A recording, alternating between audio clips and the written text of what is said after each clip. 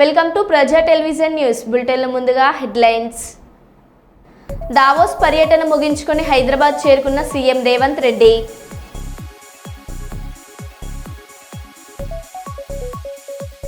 జగిత్యాల పట్టణంలోని పలు గ్రామ సభల్లో గందరగోళం.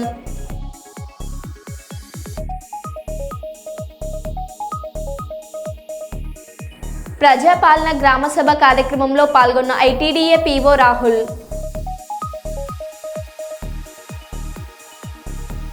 మహిళా కౌలు రైతుకు Jaivik India award.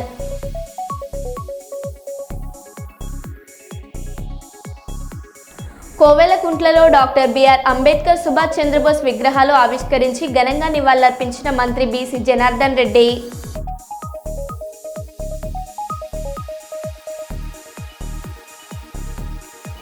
Errabelli charitable trust ఆధ్వర్యంలో దుప్పట్లు పంపిణీ చేసిన మాజీ మంత్రివర్యులు ఎర్రబెల్లి దయాకర్ రావు.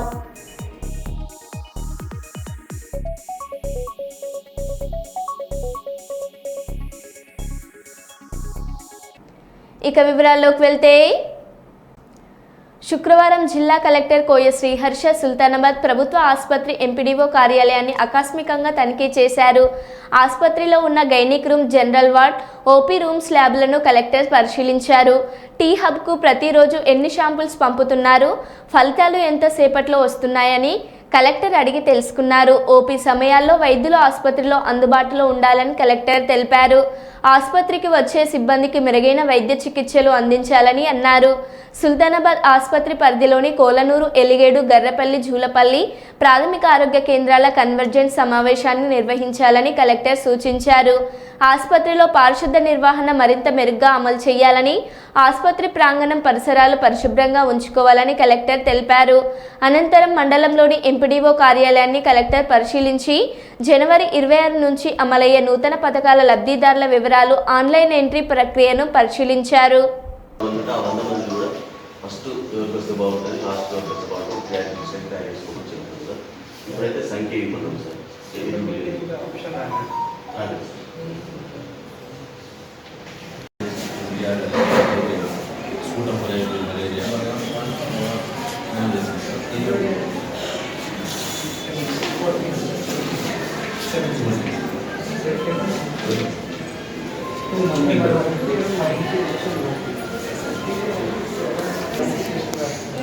పేషెంట్స్ టెస్ట్ అంటే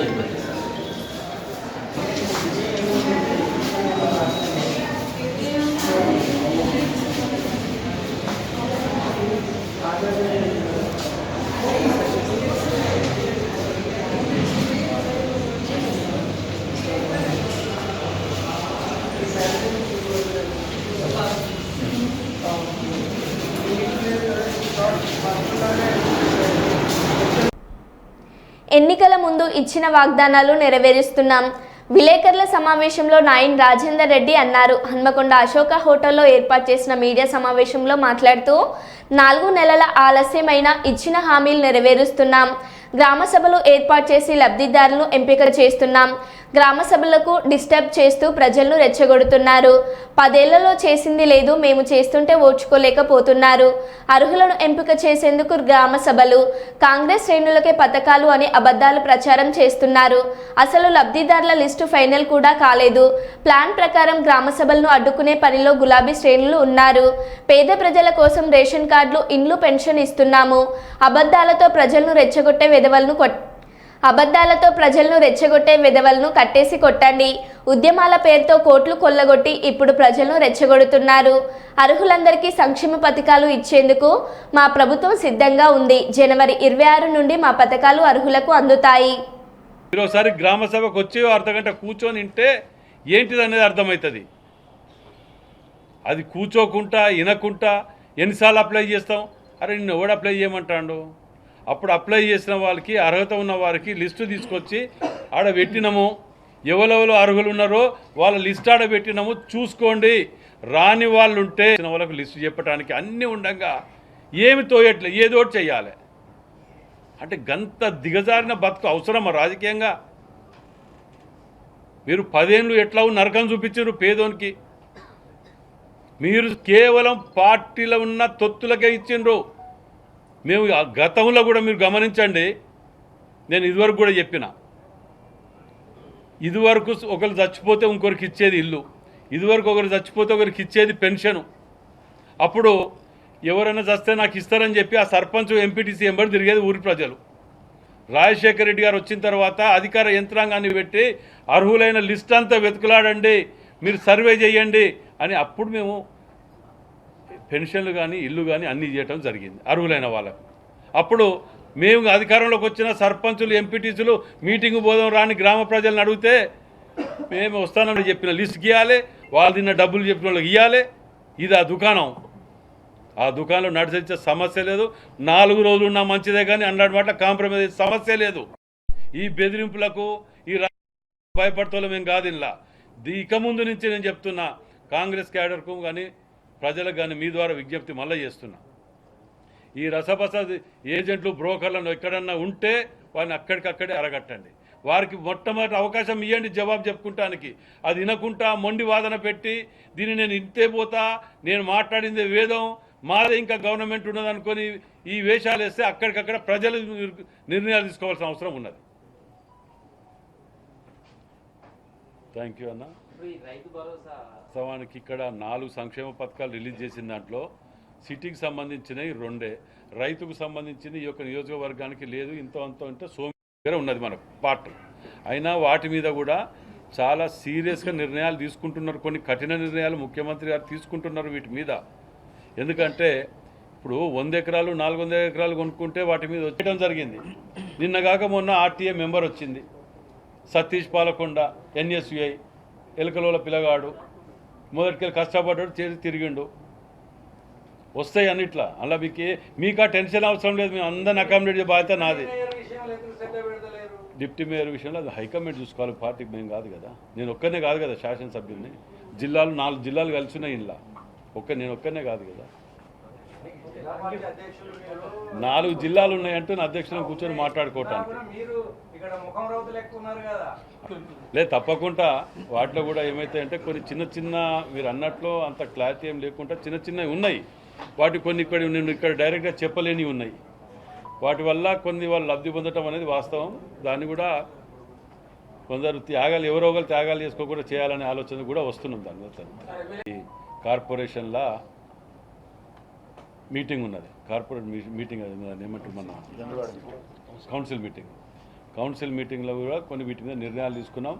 మీరు అన్నట్టు కౌన్సిల్ దాని మీద 100% ఈ నెలల్లోనే వస్తున్నాయి. అవి వాటి మీద కూడా మేము చేస్తున్నాం. రెండోది, రాష్ట్ర వ్యాప్తంగా ఏదైనా నియోజకవర్గాలల్లో పదవుల పంపకాలు అయినాయా, ఈ ఒక్క నియోజకవర్గంలో కాలేదు అనే తాపత్రయంలో ఉండకండి. కొంచెం ఎక్కడ ఒక్కటి రెండు ఇచ్చుకుంటూ వచ్చినాం. ఒక గ్రంథాలయాన్ని చూపించుకోవద్దు కదా, అన్ని దిక్కులు అన్ని చూసుకోవాలి కదా. అమీన్పూర్ మున్సిపాలిటీలోని పటేల్గూడ గ్రామంలో ప్రజాపాలన వార్డు సభ కార్యక్రమంలో అమీన్పూర్ బీజేపీ మండల అధ్యక్షుడు ఈర్లరాజు ముదిరాజ్ పాల్గొని ప్రజా సమస్యలపై 6 గ్యారంటీలు ప్రభుత్వం అమలు చేయకపోవడం పైన ఆయన స్పందించారు. అర్హులైన లబ్ధిదారులకు రేషన్ కార్డులు, ఇందిరమ్మ ఇల్లు, ఆసరా పింఛన్లు, రైతు భరోసా, ఆత్మీయ భరోసా 6 గ్యారంటీలను ప్రభుత్వం పట్టించుకోవడం లేదని అన్నారు. ప్రభుత్వం వెంటనే స్పందించి అర్హులైన వారికి 6 గ్యారంటీలను, సంక్షేమ పథకాలు పేద ప్రజలకు అందజేయాలని కోరారు. ఇదివరకే చాలాసార్లు రేషన్ కార్డుల కొరకు, ఆసరా పింఛన్ కొరకు, ఇల్లు లేని నిరుపేదలు ఇండ్ల కొరకు ఎన్నో దరఖాస్తులు పెట్టుకున్నారు. మళ్ళీ ఇప్పుడు వార్డు సభలు పెట్టి మళ్ళీ దరఖాస్తులు స్వీకరించడం అంటే పేద ప్రజలను స్థానిక సంస్థల ఎలక్షన్ల కొరకు మోసం చేస్తుందని అన్నారు. ఈ ప్రభుత్వం 6 గ్యారంటీలను అమలు చేయకపోతే భారతీయ జనతా పార్టీ ఈ పేద ప్రజల కొరకు ఈ యొక్క రాష్ట్ర ప్రభుత్వాన్ని నిలదీస్తూ ధర్నా కార్యక్రమాలు చేపట్టడానికి కూడా సిద్ధమని అన్నారు. ఈ కార్యక్రమంలో మండల బీజేపీ సెక్రటరీ జయబాలరాజు, బీజేపీ బూత్ అధ్యక్షులు చిన్నారుల శ్రీనివాస్, ముదిరాజ్ నాయకులు ఈర్ల భాస్కర్, ముదిరాజ్ గులకుంట్ల యాదగిరి, పటేల్గూడ పెద్దలు రొయ్యల రాజు, ముదిరాజ్ చిన్న రొయ్యల గణేష్, ముదిరాజ్ మస్కూరి, నంద ముదిరాజ్, గ్రామ ప్రజలు పాల్గొన్నారు.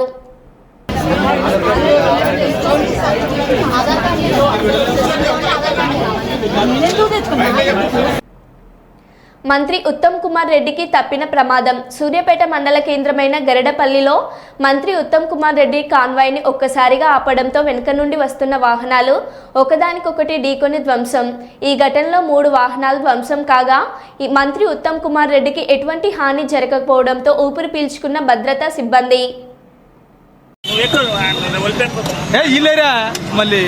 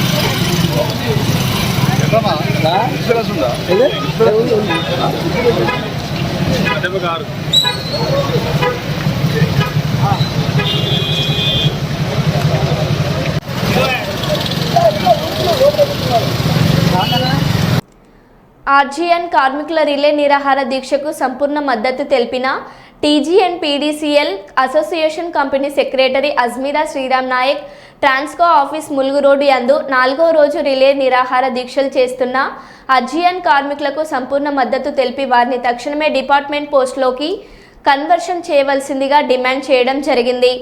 ఆర్టిజన్ల పోరాటానికి ఎస్టీ అసోసియేషన్ ఎల్లప్పుడూ మద్దతుగా ఉంటుందని తెలియజేయడం జరిగింది. ఎన్ఎస్ఎఫ్ ఫౌండేషన్ క్యాలెండర్ ఆవిష్కరణ చేయడం జరిగింది. ఇందులో అజ్మీరా శ్రీరామ్ నాయక్ మరియు యూనియన్ నాయకులు అందరూ పాల్గొనడం జరిగింది.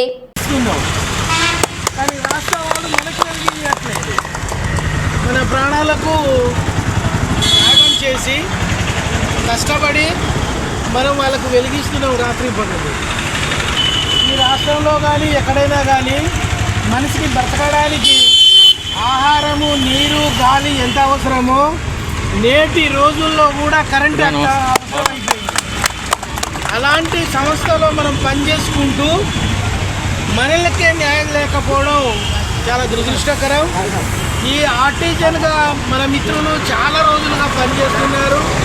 వాళ్ళకు తప్పనిసరిగా ప్రభుత్వం గుర్తించి రెగ్యులరైజేషన్ చేయాలని నేను ప్రభుత్వాన్ని డిమాండ్ చేస్తున్నాను.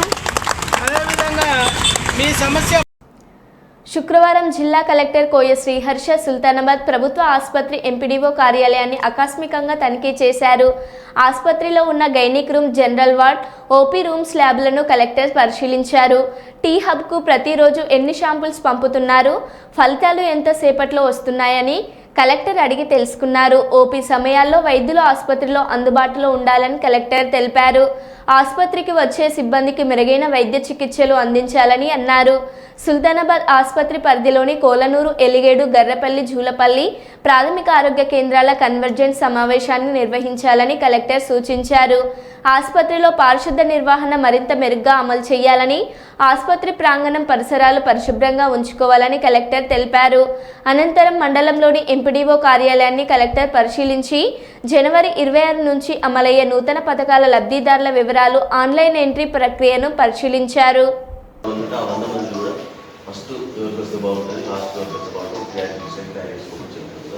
ఇప్పుడైతే సంఖ్య ఇవ్వడం సార్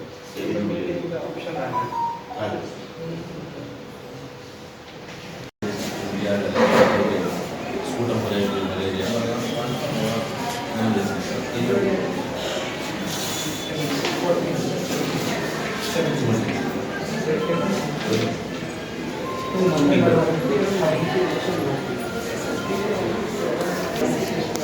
17 పేషెంట్స్ సార్ టెస్ట్ అంటే అయిపోతుంది సార్.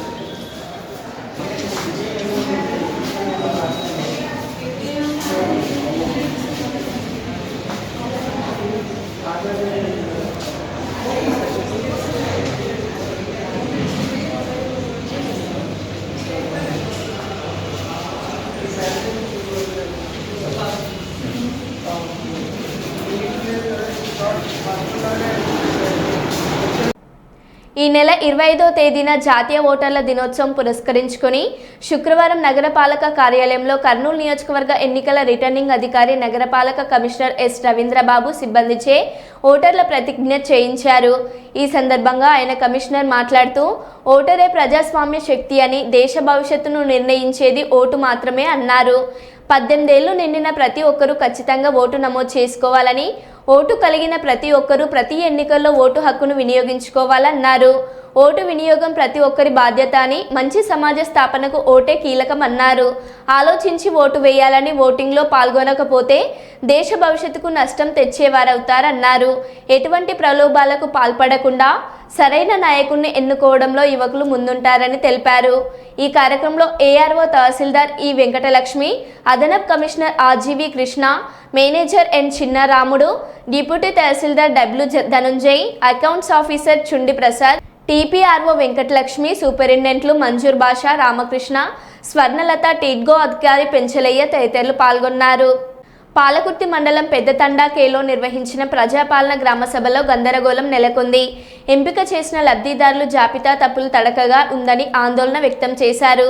స్థానిక ప్రజలు ప్రజాపాలన దరఖాస్తులు చేసుకున్న జాబితాలో అర్హుల పేర్లు రాకపోవడంతో పెద్ద ఎత్తున నిరసన చేపట్టారు. తండా ప్రజలు ఏకపక్షంగా జాబితా రూపొందించారని ఆరోపిస్తూ ఆందోళన చేశారు.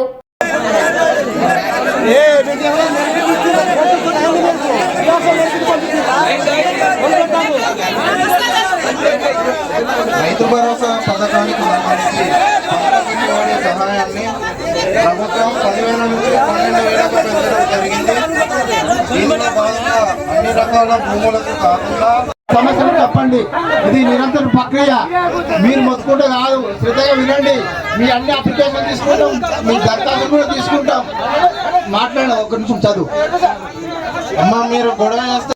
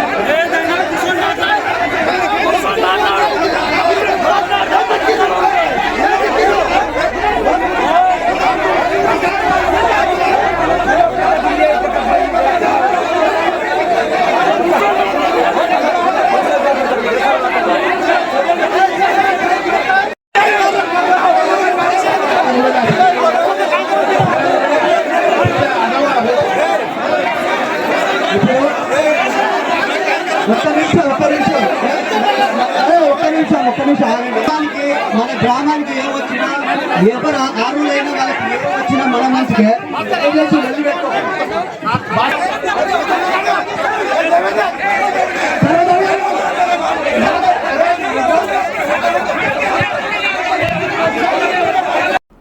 కాకినాడ జిల్లా ప్రతిపాడు నియోజకవర్గం రౌతులపూడి మండలం ములుగపూడి గ్రామంలో ప్రతిపాడు నియోజకవర్గ వైఎస్ఆర్సీపీ ఇన్ఛార్జ్ ముద్రగడ గిరిబాబు తండ్రి ముద్రగడ పద్మనాభంతో కలిసి పర్యటించారు. ఈ సందర్భంగా మండల నలుమూలల నుండి వైఎస్ఆర్సీపీ నాయకుల ఆధ్వర్యంలో భారీ బైక్ ర్యాలీ నిర్వహించారు. ఈ సందర్భంగా ముద్రగడగిరి మాట్లాడుతూ ములుగపూడి గ్రామంతో తమ కుటుంబానికి ప్రత్యేకమైన అనుబంధం ఉందని, అందువల్ల బాధ్యత స్వీకరించడం కోసం మొట్టమొదటిసారిగా ఈ గ్రామానికి వచ్చానని తెలియజేస్తూ ప్రజలందరూ తనను ఆశీర్వదించాలని కోరారు. ఈ కార్యక్రమంలో అన్నవరం మాజీ trust board member Vasireddy Jagannatham, ZPTC గొల్ల చీనా దివానం, వైస్ ఎంపీపీ సాయి, మండల కోఆప్షన్ సభ్యులు చింతకాయల సత్యనారాయణ, రౌతులపూడి గ్రామ ఉప సర్పంచ్ వాసిరెడ్డి భాస్కరరావు, గుమ్మల రేగుల గ్రామ సర్పంచ్ రాపర్తి రామకృష్ణ, అంకంరెడ్డి సతీష్, మాజీ డీసీసీబీ డైరెక్టర్ పులిమధు, రాజవరం సర్పంచ్ తిరుమల వెంకన్నదొర, దిగువసివాడ సర్పంచ్ కొర్రపురోలు దేవుడు మరియు వైఎస్ఆర్సీపీ కార్యకర్తలు పాల్గొన్నారు.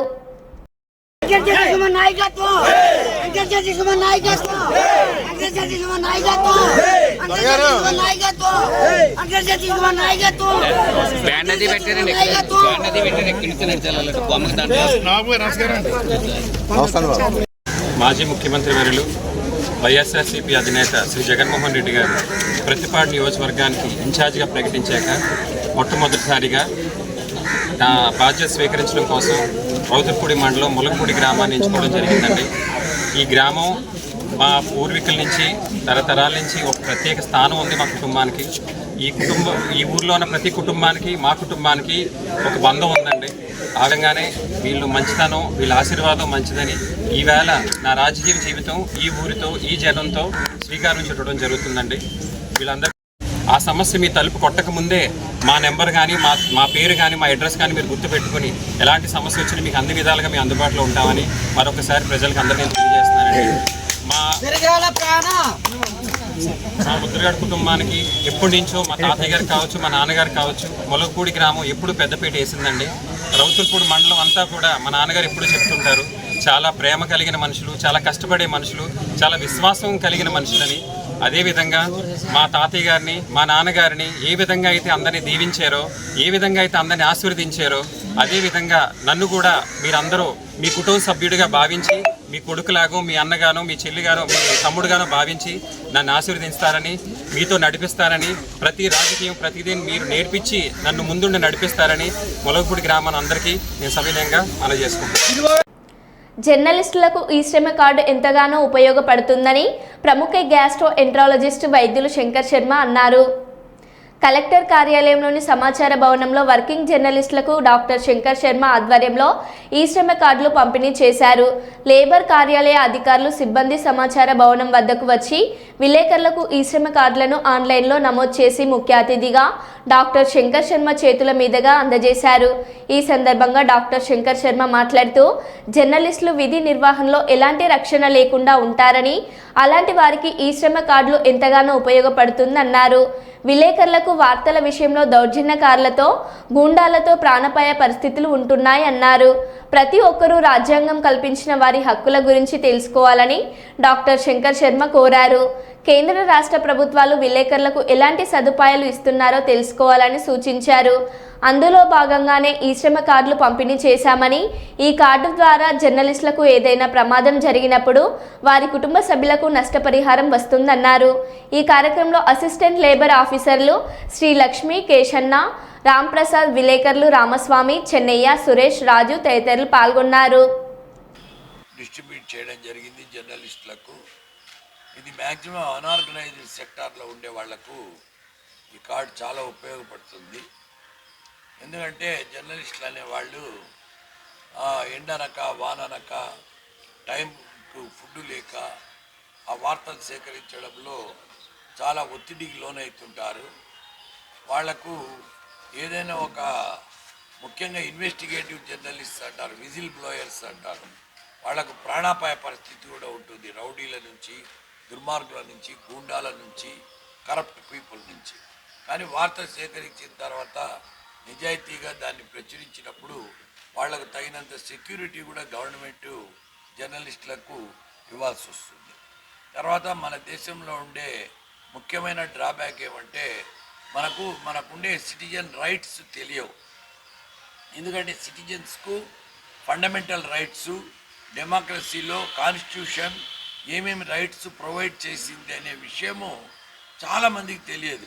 చదువుకున్న వాళ్ళకు కూడా తెలియదు కాన్స్టిట్యూషన్లో ఇండియన్గా, ఒక భారతీయునిగా అతనికి ఏమేమి హక్కులు ఉంటాయి అని.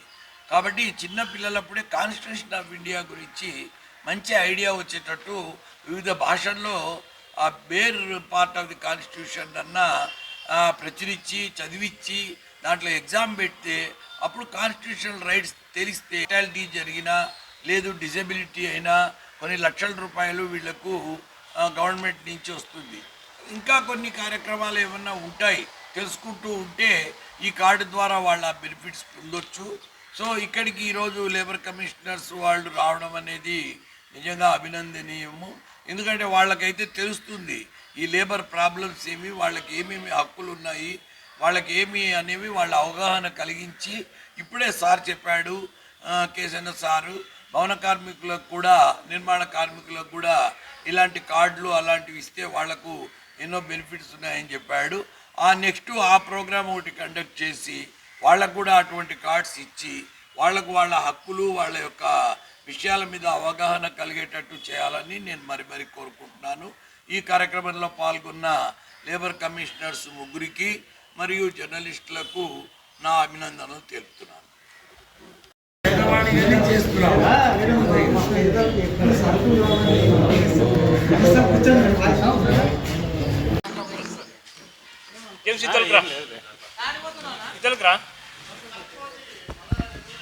అసంఘటిత రంగ కార్మికుల కోసం కేంద్ర ప్రభుత్వం ప్రవేశపెట్టినటువంటిదే ఈ శ్రమ కార్డు.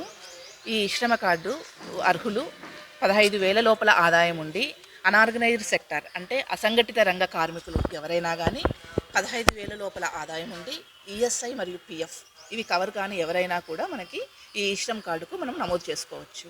ఇది ఒక ఆధార్ కార్డు లాగా. ఇప్పుడు ఎవరైతే అయినా అందరికీ ఆధార్ కార్డు ఉంటుందో ఆ విధంగా అసంఘటిత రంగ కార్మికులకు ఒక యూనిక్ ఐడెంటిటీ కార్డు లాగా మనకి ఇది పనిచేస్తుంది. సో ఫర్దర్ ఎప్పుడైనా సెంట్రల్ గవర్నమెంట్ స్కీమ్స్ ప్రవేశపెట్టినప్పుడు వాటిని ఇంప్లిమెంట్ చేయడానికి ప్రజెంట్ అయితే ఇది యాక్సిడెంటల్ ఇన్సూరెన్స్ కోసం పనిచేస్తుంది. ప్రమాదవశాత్తు ఏమైనా జరిగి కార్మికుడు మరణించినట్లయితే అతనికి 2 లక్షల రూపాయలు ఎక్స్గ్రేషియా లభిస్తుంది. దాంతోపాటు పర్మనెంట్ డిసబిలిటీ వచ్చిందనుకోండి దానికి కూడా 1 లక్ష రూపాయలు మనకి ఎక్స్గ్రేషియా వస్తుంది. సో ఎవరైతే గినా మనకి ఈ అసంఘటిత రంగంలో ఉండి ఈ 15,000 లోపల ఆదాయం ఉండి ఈఎస్ఐ పిఎఫ్ లేని వాళ్ళు ఉంటారో వాళ్ళందరూ కూడా దీని కింద నమోదు చేసుకోవాల్సిందిగా కార్మిక శాఖ తరఫు నుంచి మేము కోరుతున్నాము. శ్రీలక్ష్మి, నా పేరు Srilakshmi, assistant labour officer Kurnool. అందరికీ నమస్కారము.